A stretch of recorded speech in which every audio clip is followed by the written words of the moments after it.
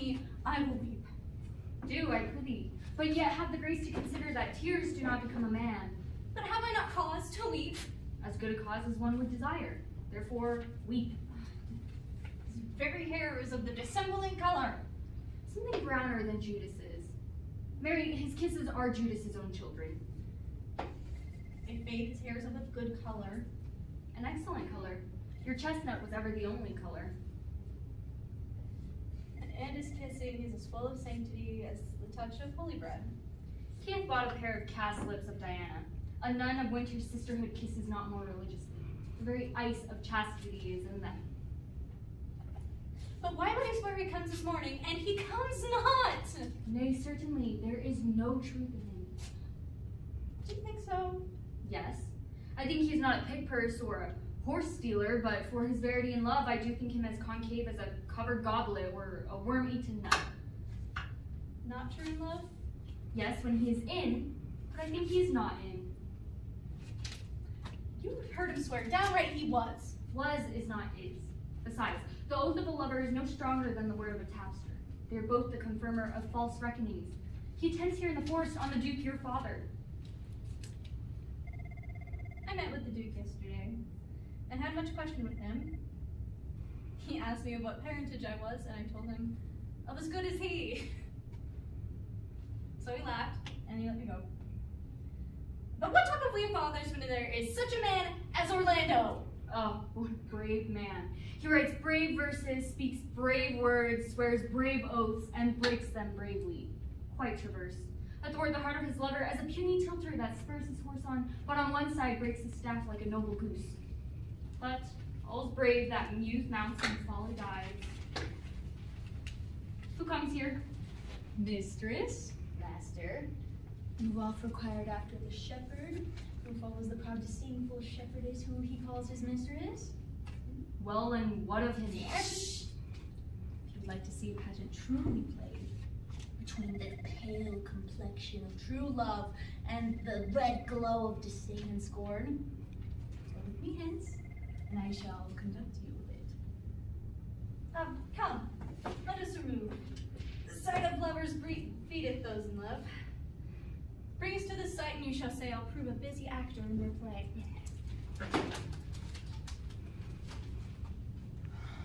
Are you kidding me? Do not scorn me, Phoebe, do not say that you love me not, but say not so in bitterness. The common executioner, whose heart the accustomed sight of death makes hard, falls not the axe upon the humble neck, but first makes pardon. Will you sterner be than he that dies and lives by holy drops? I would not be thy executioner. Thou tellest me there is murder in mine eye. 'Tis pretty sure and very probable that eyes, which are the frailest and softest things, should be called tyrants, butchers, murderers.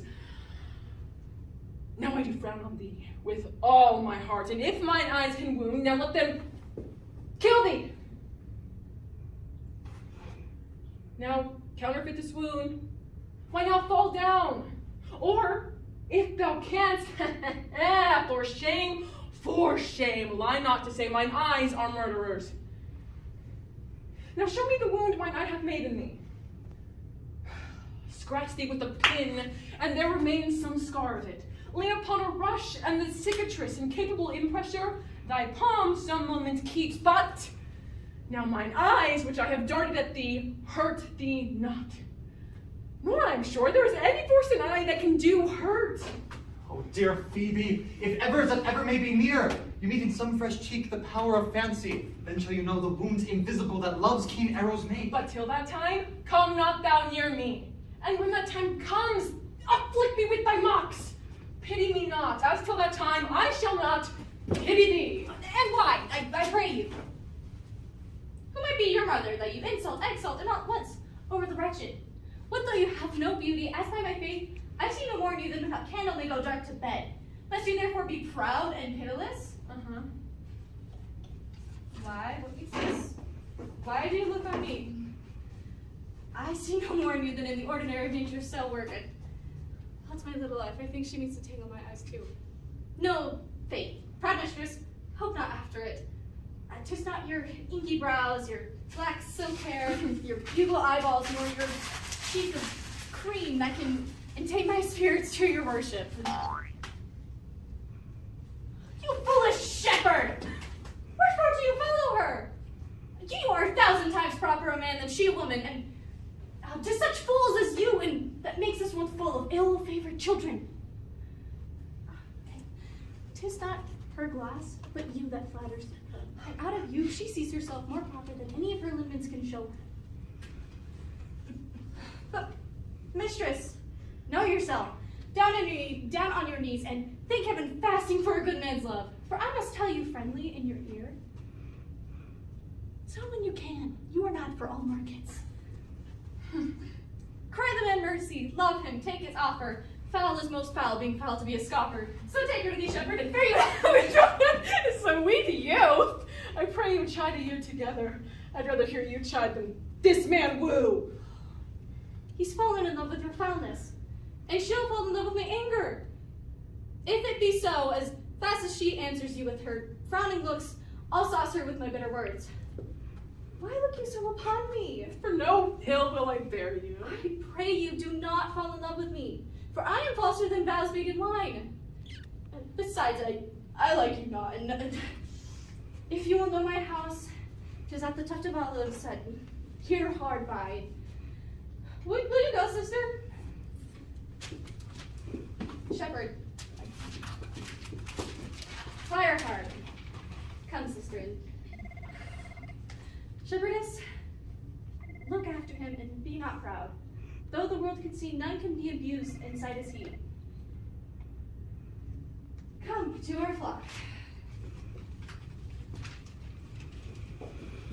Dead shepherd, now I find thy solemn might. Whoever loved that loved not at first sight. Phoebe, What's your Phoebe, Sylvius? pity me. Why I am sorry for thee, gentle Sylvius. Whatever sorrow is, relief would be. If you do sorrow at my grief in love, by giving love, your sorrow and my grief were both exterminated. Thou hast my love. Is not that neighborly? I would have you. Why, that were covetousness!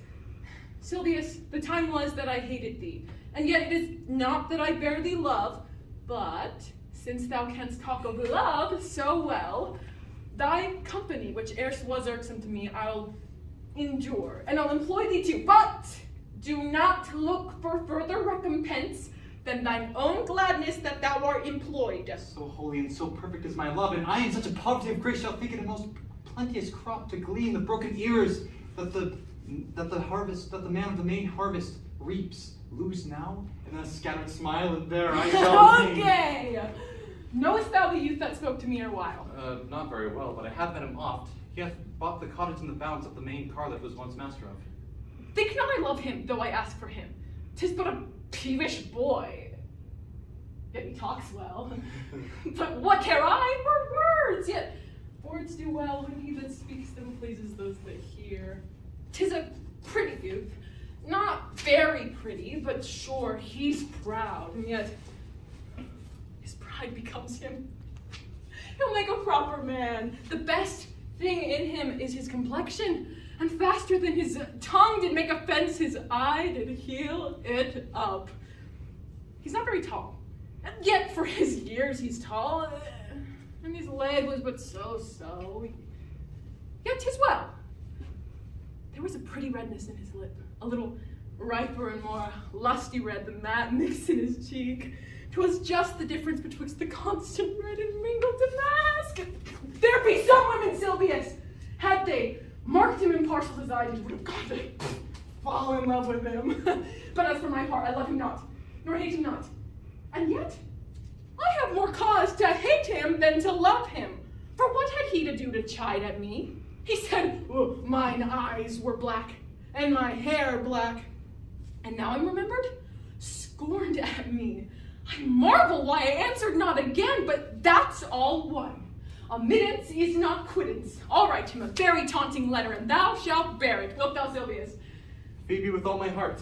I'll write it straight. The matter's in my head and in my heart. I'll be bitter with him and passing short. Go with me, Sylvius. Go with me.